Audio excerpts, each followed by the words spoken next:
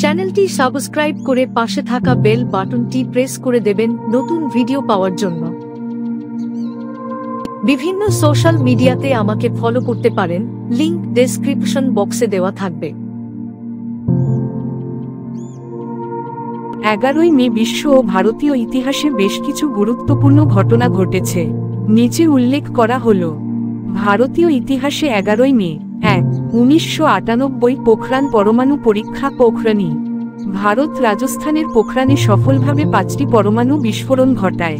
এই দিনটিকে জাতীয় প্রযুক্তি দিবস হিসেবেও উদযাপন করা হয়, যা ভারতের বিজ্ঞান ও প্রযুক্তির ক্ষেত্রে এক ঐতিহাসিক মাইলফলক। 2.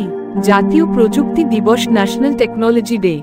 1999 সাল থেকে প্রতি বছর 11ই মে ভারত সরকার এই দিনটি উদযাপন করে বিজ্ঞান, প্রযুক্তি ও উদ্ভাবনে দেশের অগ্রগতিকে সম্মান জানানোর জন্য।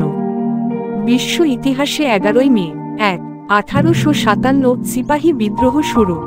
ভারতের মিরাটে ইংরেজদের বিরুদ্ধে প্রথম স্বাধীনতা যুদ্ধ শুরু হয়, যা পরে ভারতীয় বিদ্রোহ 1857 নামে পরিচিত।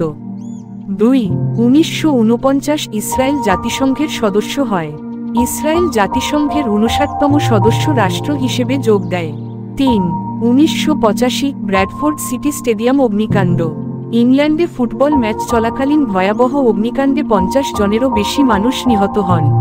ভিডিওটি ভালো লাগলে লাইক করে শেয়ার করে দেবেন।